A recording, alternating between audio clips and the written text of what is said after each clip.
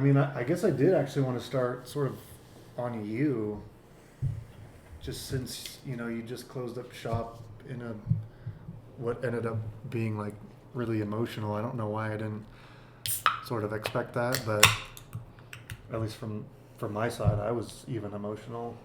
Just kind of like watching you close up shop, literally on this like massive chapter in your life. So, what's the last week been? Yeah, man.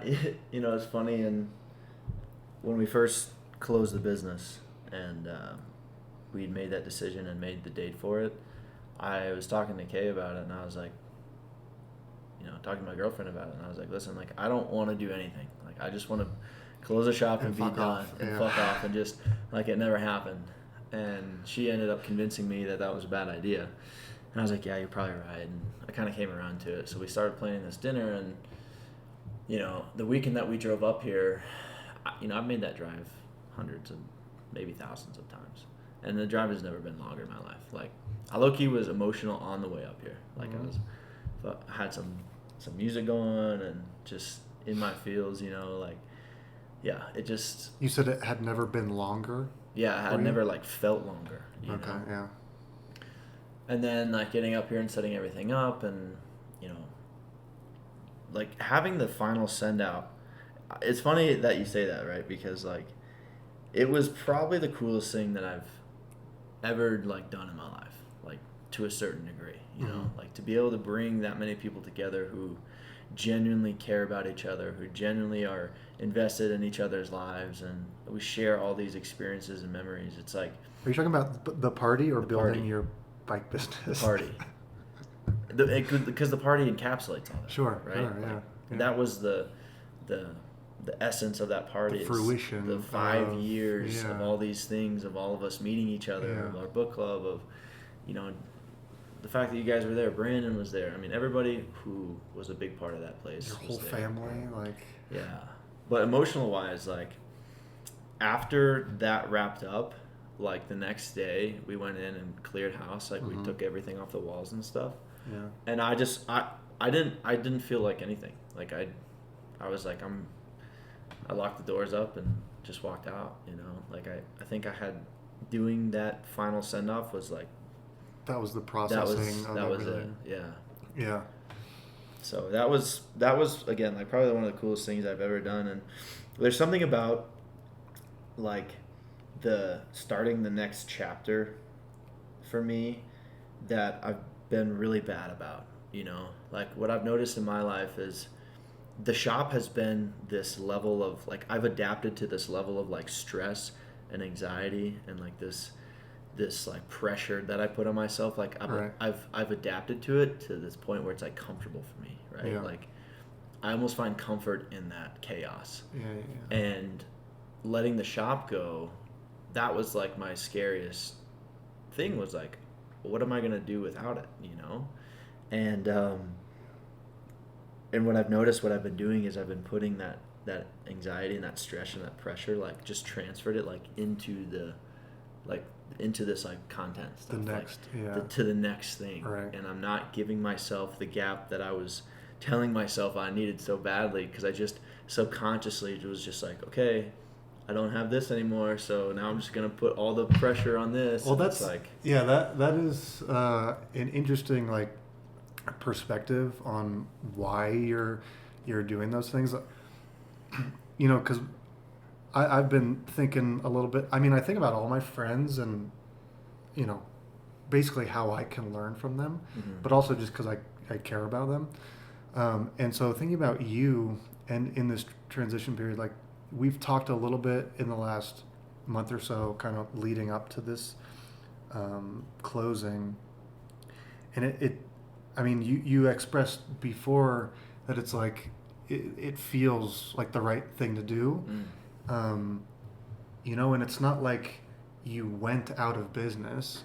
It's obviously an up and down thing, but you just felt like you wanted a change, and ultimately to like, close the shop meant to, sell everything off and then get a fresh start and put your energies into another direction in which you've already been sort of exploring and feeling your, heart or inner sense tell you like, hey, there's more meaning out there to be explored, and you want to see what that could look like.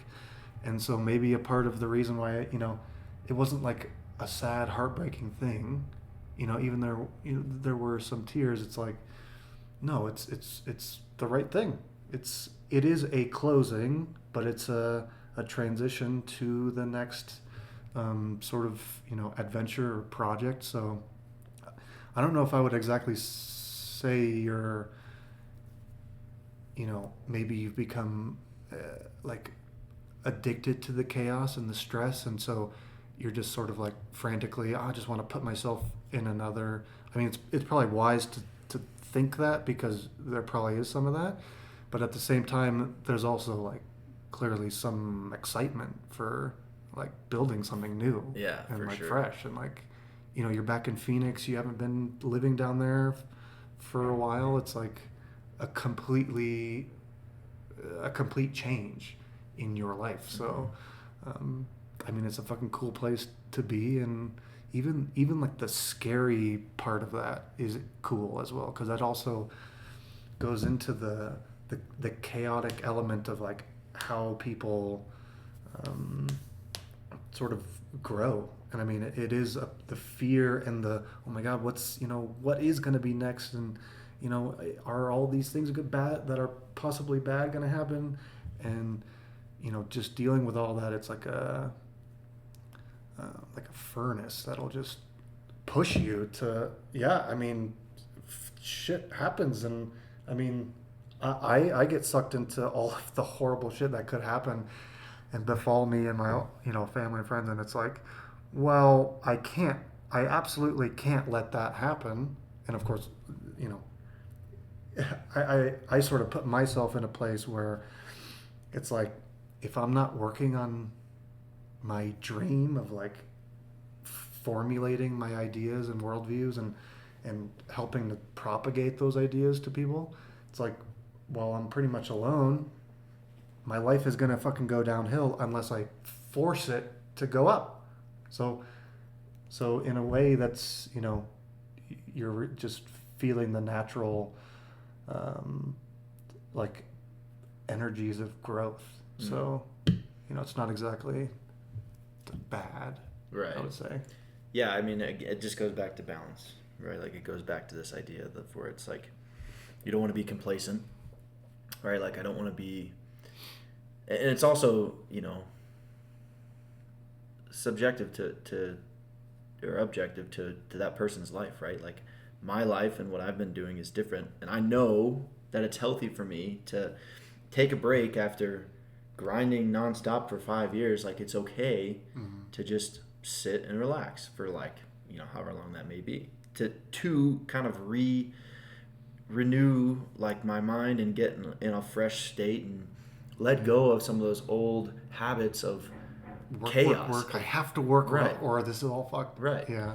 And that's exactly what I wanted to get out of, because I was so consumed by being productive, and if I wasn't productive, then I was failing, and if I was failing, then my life fucking is a failure. Yeah.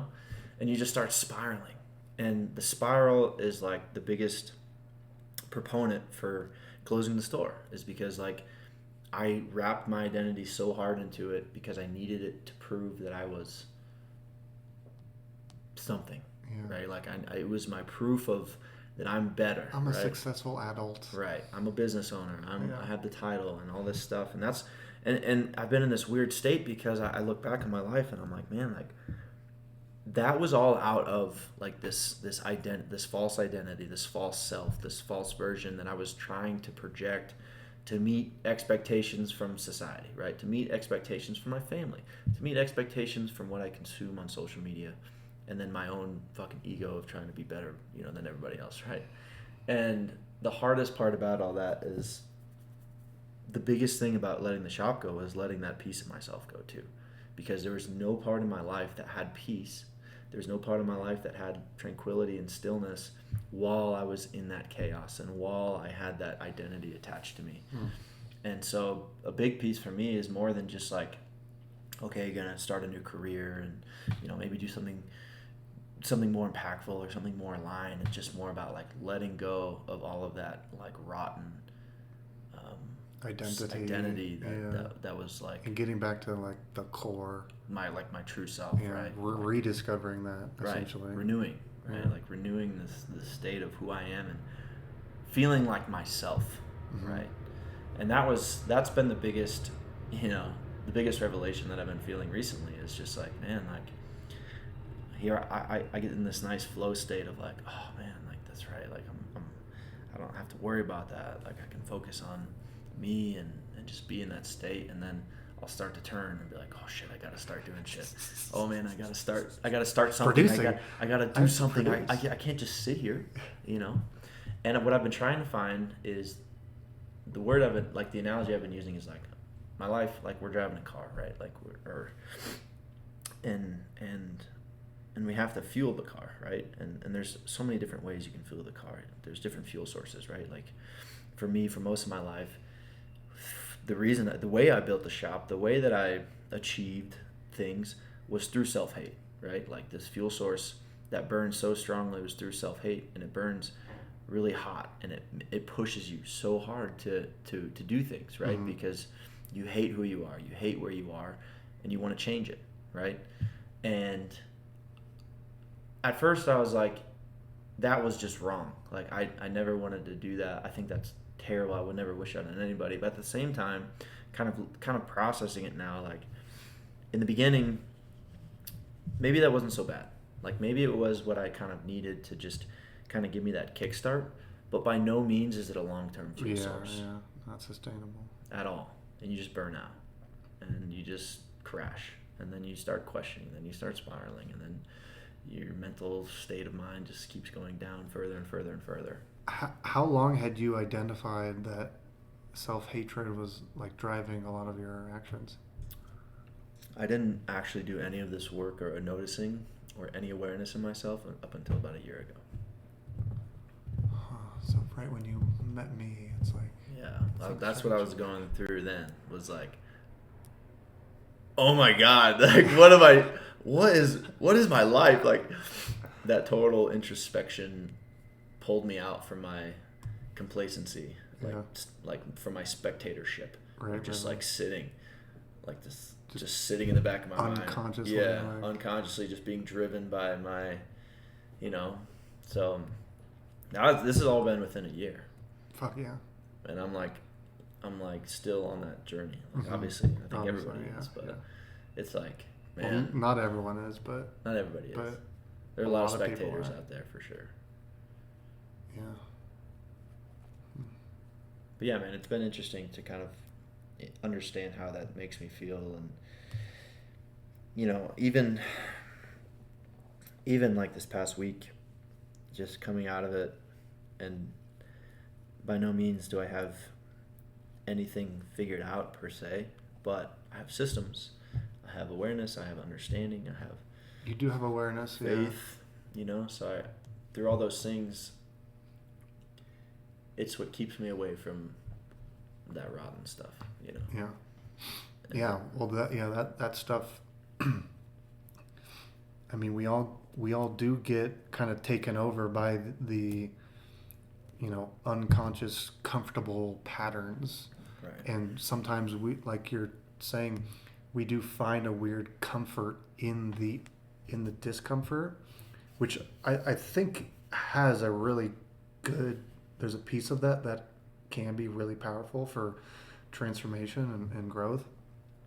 But yeah, like you're, outlining, it can also be addictive, and this is why the key to fucking everything seems to be balance and like, doing things in the right way at the right time, to the right degree. And it's like, a very tricky process, and you really just figure it out by failing and like, okay, well, that's imbalance, and I'm finding that out because the imbalance creates fucking problems. But I mean, people can live entire lifetimes without even like really comprehending the consequences because they don't ever develop the awareness. And either it's because they the circumstances of their upbringing, or their culture sort of make it very difficult for them to like think outside of the mundane, like everyday, just go to work and do this, um, and so like highlighting that is, I mean, key, absolutely key. And if you can, and it sounds like you sort of have learned that you can pull yourself back from, because we're going to continue to get sucked into comfort and addictive behaviors and whatever. But if you can continually, when you're getting sucked in, pop back out for just a fucking millisecond and just sort of observe from a higher vantage point, you can kind of pull yourself back from the edge and redirect your efforts towards something that's more aligned with whatever's going on inside. And like we talked about the other week before I was going to that movie, you know this period for you seems to be a lot about fleshing that out. Like, what is that? I can feel something in there, and it's like I want to help people. I want to make people's lives better, and somehow use the knowledge that I've gained through experience and study, but I don't know exactly what it looks like. So it seems like that's uh, you know where your focuses should be now, and it's a fucking cool like place to be, actually. Yeah, it's that very thing that you're describing that I've like that I'm trying to transfer my chaos to. It's Yeah. like, okay, new problem, now I gotta solve it. And it's like, man, it takes a lot of effort just to like, because I'm still trying to solve it. Like, I'm still actively working towards it. Mm-hmm. I don't have like a clear direct answer. And even if my clear direct answer works for me, it doesn't necessarily mean it's going to work for somebody else, right? And like what I told you before was like, because I did the work of like the introspection and the value setting and learning myself, understanding myself, what's me and what's not, what's true and what's false. It's given me the ability to see the values more clearly. And then in turn, I can align those values better with what direction I want to go. Mm-hmm. And on top of that, I've had, outside sources put things into my life that I've clearly noticed that are definitely not coincidence, that are these consistent themes of these same conversations, where it's like, here I was, completely consumed in the world, and in this place of just like destruction, like just the self-destruction of like, I didn't like my life. I don't know why I had all these random emotions that I didn't know where they were coming from. I don't know why I like quickly turned and hated things of all sorts and couldn't appreciate anything, and was just would rather focus on something that, like my business. And I was just, in short, just a miserable fucking person. And you might have not seen that from the outside, but when you talk about guys who, can hide their mental states, I know exactly how that feels, right? Like, I'd be torn up in my head. I'd have the next level, like, just in a dark place. And then to be able to have the journey that I went through by choice and circumstance, in my weird scenario with like closing a business and meeting people and doing all these different things, it's like, I just noticed that I'm in this unique position where I notice other people who I see myself in. Mm-hmm. I see you, and I see me, who I was, right? Yeah.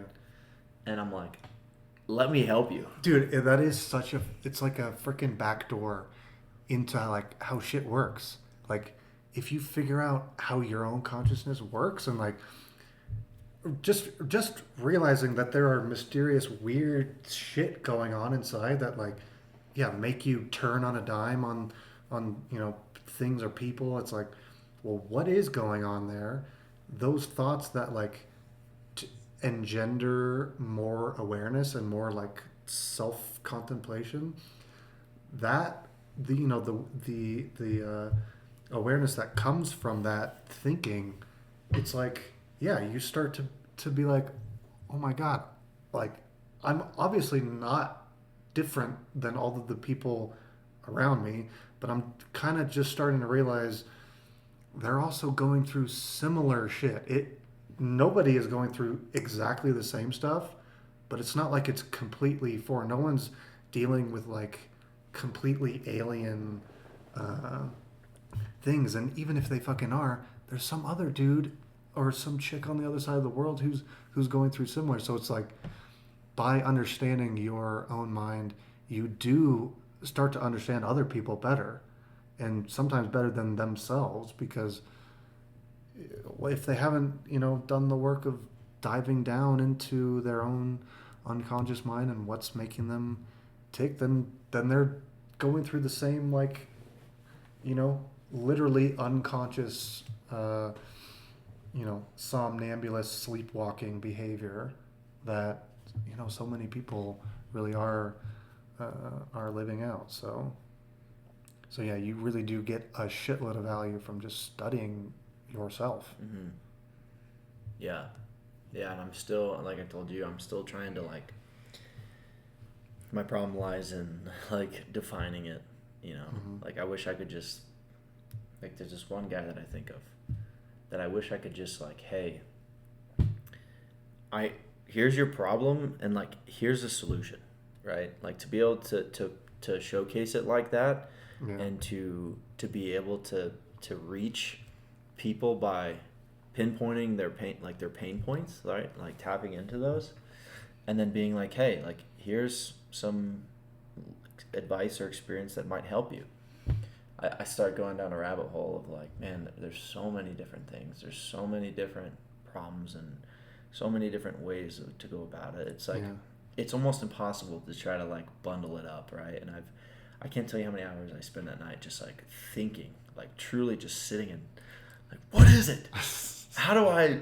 And I've changed from like, okay, it's like your mind's ruining your life, or how to just becoming a better man. Is it just how to enjoy your life more? Like, what is it that I was and then now I am? Like, what was the transformation, and how can I reach people through this kind of stuff Mm-hmm. to help somebody?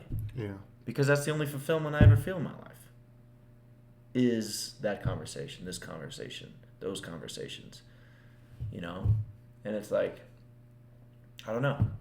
And I'm still trying to figure it out. And by still figuring it out, it makes me feel like a fraud, because I'm like, okay, well, then who am I to even start to try to tell, yeah. But what I do know in my heart is when I see these like I feel literal evil when I see things that promote the same kind of thinking and mindset that trapped me so long ago. The worldly.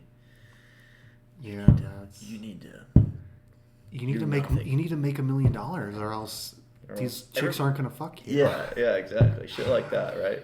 Well, you obviously know, like, it's an evil thing. Yeah, it's truly evil. That really is evil. I mean, you obviously know part of the solution is to continue reading, Aristotle.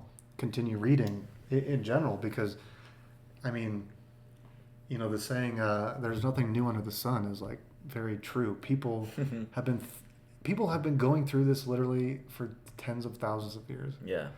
And at least for 10,000 years, like, writing it down in some form, like, and so there's books that are, and I say books like I've read a small portion of these books, but it's like that.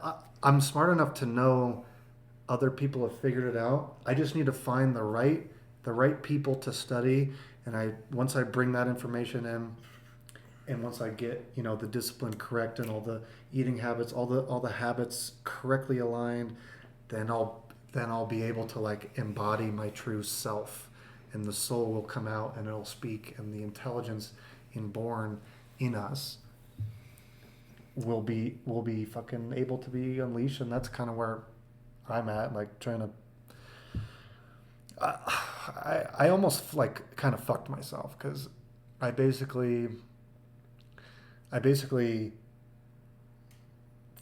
thought about all of this stuff from the kind of 30,000 foot view, and instead of like slowly doing a little bit here and there, I more so like planned out like this is what I should do to build up, you know, my consciousness and to become, you know, an adult or a fucking man or, you know, a real um, embodied person.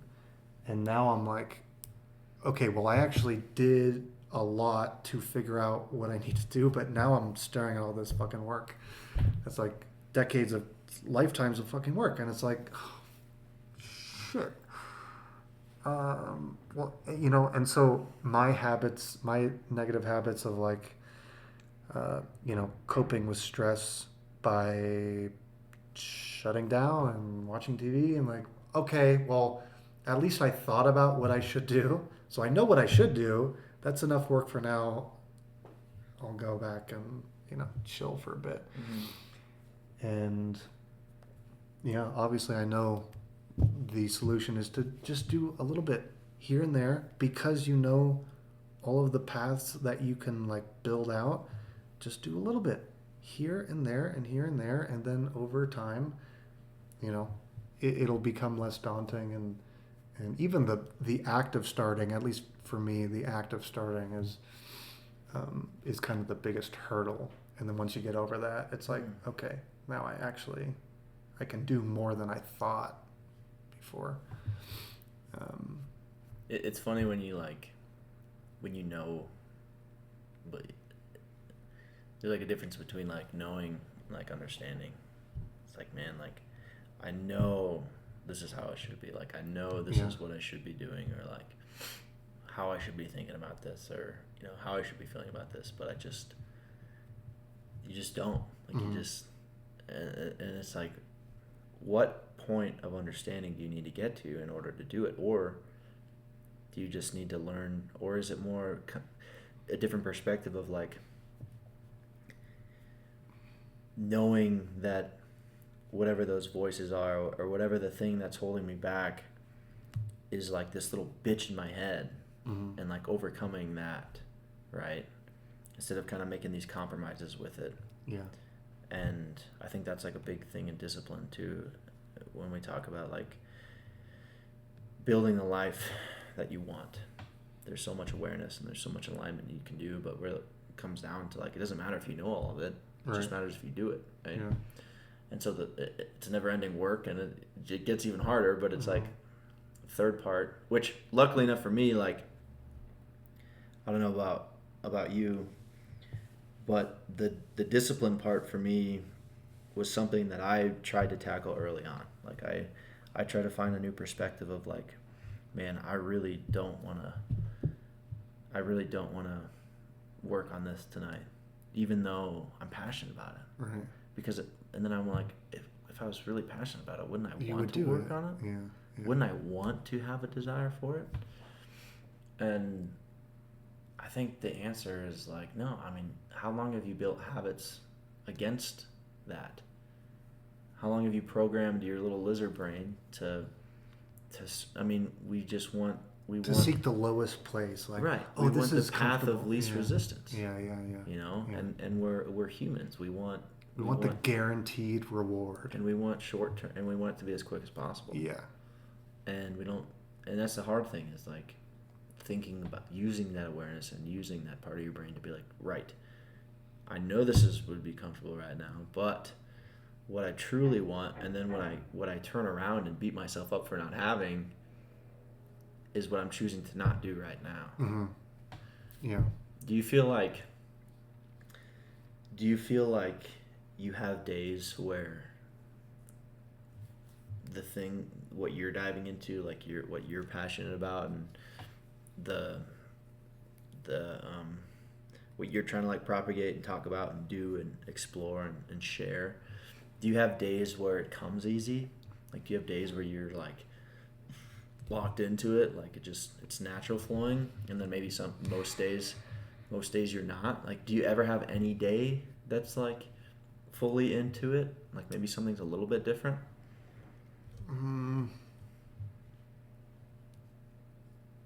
well, I guess that's a kind of a sad question because I think maybe the answer is no. Well, and I don't mean it to be like, No, no. I mean, it's a good question. I guess the reality is like I just went to such an extreme point where all these like, yeah, my reptilian brain is trying to just do the comfortable thing. It's also like my reptilian brain is like trying to keep me from like not being murdered. Because even though I don't even know like what percent chance that actually is. Truth tellers get fucking murdered. But you know, it's like, okay, even if it's like a 0.02% chance that my work actually earns me the right to get murdered. pretty honorable. Yeah, exactly. And literally, it's like egoic of me to think, oh yeah, they want to, they care so much about me. My work is so good that, yeah, that they would need to. But it's like that's what the brain does. It sort of like sorts out all these dangers, and parts of the brain, if you haven't trained it well enough, are not very good at like actually judging what the fuck is the actual likelihood that danger occurs. What is the actual threat? It just sees, oh, there's any possible threat, and then it's like your fucking imagination just blows it up into literally like the worst case scenario. And I think in a sense we're kind of conditioned to think of the world in like, oh well, maybe the world will end one day. And I mean, how many people have a religious fervor, a religious belief that the world is going to end in like hellfire, and like, the devil is gonna rule the planet and we're all gonna fucking, it's like all of these things are just layered in my psyche. And because I'm like, yeah, my worldview is that, I mean, evil exists in an intelligent way. Like there are intelligent beings on this planet that are more evil than any like storybook version of evil that we've seen. And because it's so real, their actions have such a fucking real effect on the suffering of humanity. It's like I'm just internalizing so much of this shit. And it's all like, okay, well, this is it. This is the turning point for the human species. We're either going to get enslaved and get hooked up to the fucking AI hive mind, or we're gonna build freedom. I think I've told you this before. It's like the possibilities. First of all, I really think I rationally think that it's one of two possibilities, right? And it's like heaven or fucking hell, in a very real sense. Like it really might be hell, which very clearly we're closer to that than we are to the other side. But even the sort of very close to utopian. I mean, if I try to talk about freedom and like having access to all of the classified advanced technology that has been hidden away from us to like normal people, like my family or friends, the immediate response is basically, oh, that's a utopia. That's a utopian thought. You're searching for perfection where, things aren't ever going to be perfect. And I don't even think that I'm doing that. I don't think that things would be perfect. I just think the difference between realistically where we are right now and realistically where they could be, if some of these like major problems are seriously addressed, it like would be so monumental that it really would sort of look like a utopia. But anyways, I just kind of get sucked into like the big picture stuff.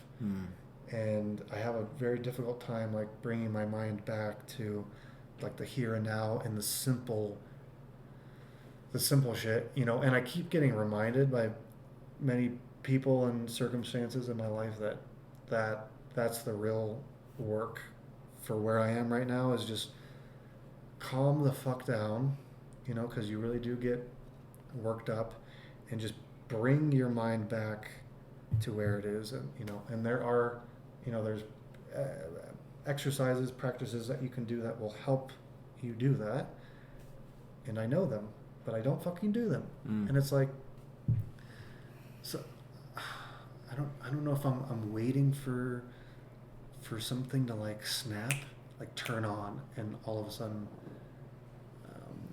even though I'm kind of waiting for that, I know that's actually not really realistic. And if I look back, I mean, even just the last 3 months have been insane for me. And it's like, I really have experienced sort of sharp shifts in my ability to do something, to actually put something out there, to get something done. And so it's like, it's coming. It's all about just, all right, well, is today the day that you kind of turn the computer on, turn the microphone on? Is this the day? Is this, you know? And the universe brings me, you know, brilliant friends to help me get started. Like, how many weeks was I waiting to put this fucking tablecloth on this table, clear this off so that I could have a space? It's like, but you were like, oh, let's record. So I did that in the last like hour. So, you know, I really am grateful for my friends and people, you know, in my life who do help me not just come back to the here and now and like learn to have fun again, but to actually like, hey, just do a little bit, do something, do something, and then see what happens. If I could say anything, you can say anything to your journey, to the things that you've seen and been through and what you're trying to achieve. For one, you're fighting a massive battle, like almost incomprehensible, right? Like David fought Goliath, you're fighting a fucking space monster twice the size of the sun, right? Like, I think it's important to acknowledge that what you're setting out to do is so big. I think anybody who would try to do the same would be overwhelmed. Yeah. In any sense. And what I've noticed about you in our, you know, little over a year that I've known you, from who you were just even a year ago to where we are now, I can tell that you've come, again, stop looking at such a big picture. Like, you've kind of taken a step back, or maybe even a step forward, from looking at this like massive thing. And it's like, oh my God, what am I going to do about this? Because now that you've seen it, you can't unsee it, right? Yeah. And so you're like me, you start spiraling. You're like, oh, okay, well, people need to know about this, and I got to do this, and I need to start doing it. But what am I going to do? And people might kill me. And then it's like, it's the same thing, right? Where it's like, it's all we can do is be ourselves. We can only tackle it in what we can actually swallow. Yeah. You only have the capacity to do so much in one day. Right. And I think when you start to actually not just know that, because I know we both know it, but when you start to implement that actual understanding, it takes the stress and the pressure to just take on everything at once, and then you start to do the small steps. Mm-hmm. You start clearing the table for your podcast tomorrow. You start getting at your camera. You start spending an extra hour a day on your computer. And like you said, like, that it stacks up over time. But I think the most important part is the perspective shift of that you don't have to, at the end of the day, you don't have to help anybody, right? Like, you are not obligated by anything besides Aristotle, I guess, to go and like help people. I do I do feel obligated, like, by my own soul. Right. And I guess that's what we're getting into in Aristotle, is like, essentially you are accountable to your own spirit. Right. And it demands certain things of you. Sure. Right? And like, there's a difference between health and unhealth. And, and if your, entire life is around pleasure and intemperance, and you're, just letting yourself go, like, you will never feel happiness, true happiness. Like, pleasure is like a mirage. You think you're aiming at happiness, but you're getting a short-term, like, buzz. Right. If you go far enough down that path, I mean, you'll hit rock bottom, is what people say, and that's when your total life, your life has been totally fucked by your dumbass decisions, and the only possible way to feel better, it's not some, like, medicine or some pill, it's,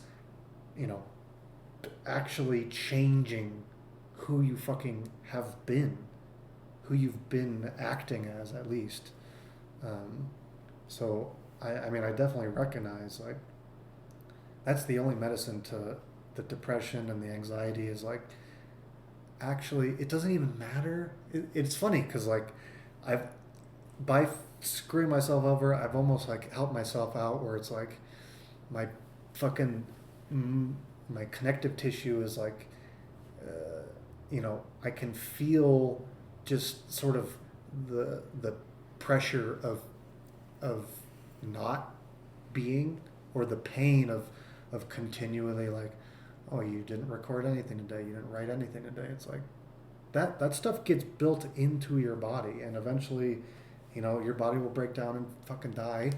But at the same time, I have felt, if you do just any amount of actual work in that direction, you'll feel that subside, right? And if you just continue working down, you'll feel better.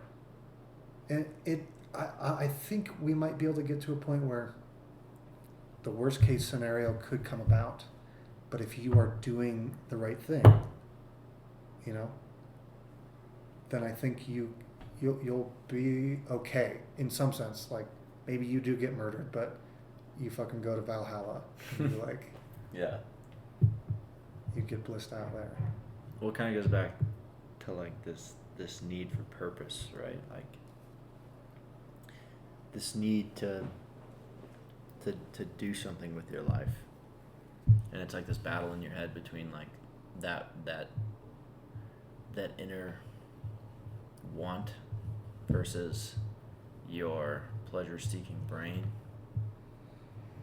It's like this. I mean, it's like Jocko Willink. His whole thing is how everybody says, like, hard work, the hard decisions make an easy life. And then easy decisions make a hard life. Hard life, yeah. Right? Like, it's just as simple as that. And right. Again, it's like everybody knows it. You know it. Yeah. But it's like, what is it that hard. works? But it's hard. And I don't want to do it. I don't want to. I want to go and smoke weed. And I think that's where, like, all these aspects of life come in. Friends and conversations and books and tools to continually work and push that damn stone up the hill, and it's almost, like, daunting to think about it that way, where it's like there's not really an end of the tunnel. Like, there's no end to any of this. Yeah, you just get better at doing hard stuff. At doing it, and it's still gonna suck shit at sometimes. Yeah. And you still might fall back into the trap, but over time you start to acquire more tools and more methods and more systems. There's no answer. Yeah, the seals are interesting to listen to because of how insane they are.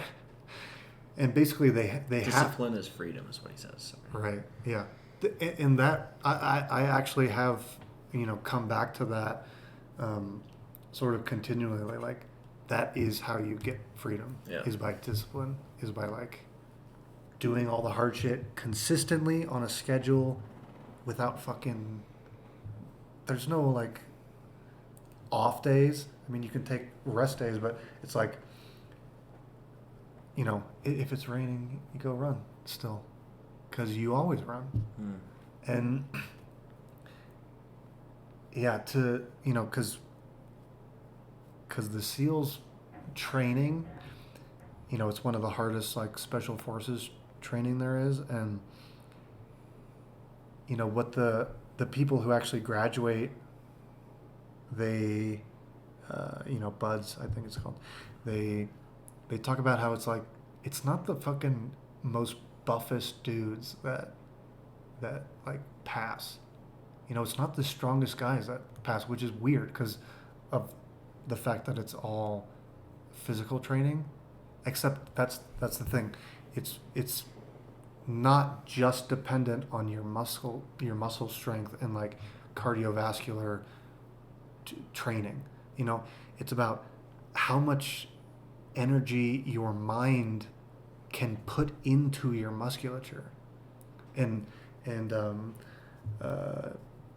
Goggins also has he had an interesting way of describing his mental state when he was doing one of his ultra marathons, and he was at like the 80th mile or something, and his like fucking toes are bleeding, and he's like, what's his body is breaking down, but something like snapped. He said it was like you could tell it was the moment where my mind, body, and spirit were all aligned, and it was like there was no like I don't even care if my fucking knees are breaking apart. He could feel his fucking tibias like fracturing under the just stress of doing 80, 90 miles of running in the goddamn desert. And it's like it didn't even matter. It was that will that was just driving his body. And that's the thing that you need to access to get to these states where you're not just like ultra productive, but you're productive in the face of like fucking fear and evil. Like that's what you got to access to look that in the eye and still move forward. So it's cool how that kind of like, I mean, just the physical activity can teach you about how your mind works. Like there's other people. Muhammad Ali would, he talked about he would train. He wouldn't count his reps. Like he would train until he got tired, and then he would start counting, because that's when it matters. Like the moment you are like, okay, I want to quit. All right, well now it begins, because now the growth portion is at hand, and it's like anything you do past this I want to quit point, that's pushing out this pain cave, as someone else said. Yeah, I agree. And that's something that, again, I think the distinction also is figured out in awareness. Understanding who in your brain is talking at that one moment, right? And being able to understand that the voice that's saying that I want to quit is the one to fight, right? Like we call it the bitch voice, right? The same voice that keeps you from being a disciplined person, that keeps you from achieving the things that maybe feel most aligned. And it doesn't matter how passionate you are, you got to overcome that voice. But then there's also the voice, maybe in that same scenario, that is also saying that like you're not strong enough, like you're not good enough, you're not there, you're not you remember that one guy? He's better than you. He's probably stronger than you.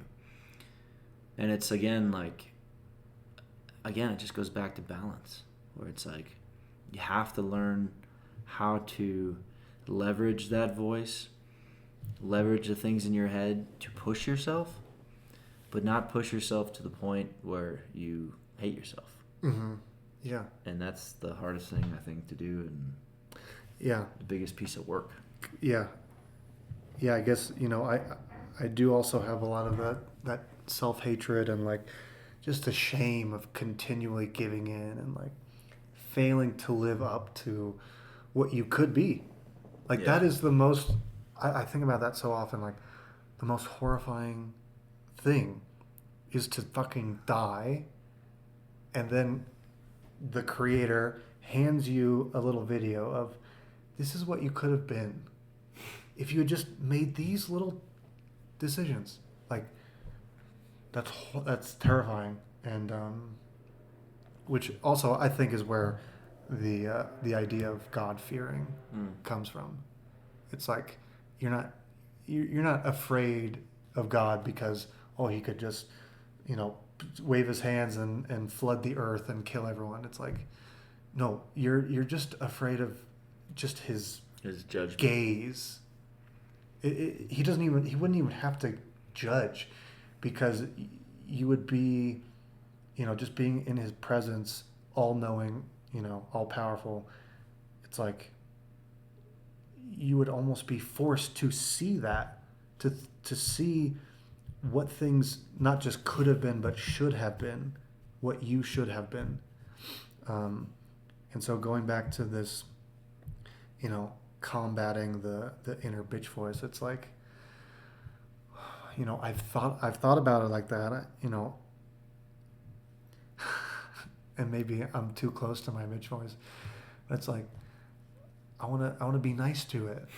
I want to build a relationship with it. Yeah. Because I want to almost negotiate with it. Right.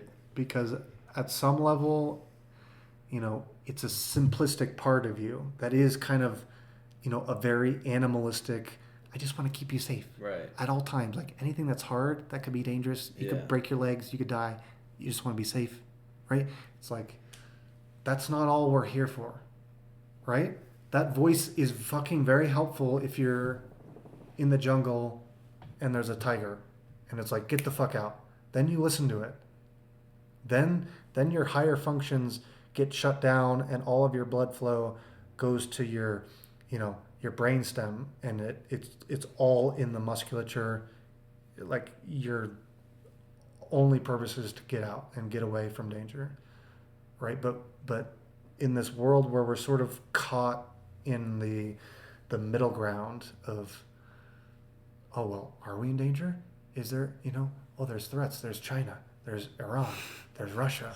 There's Israel. There's all these people. It's like, well, I need to somehow be able to come back from that fight or flight and, get away from the just survival mode of thinking and, try to continue to build while in that discomfort. It's just a weird balance. Yeah.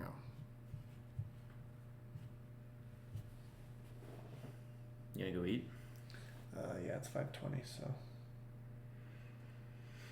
Sweet.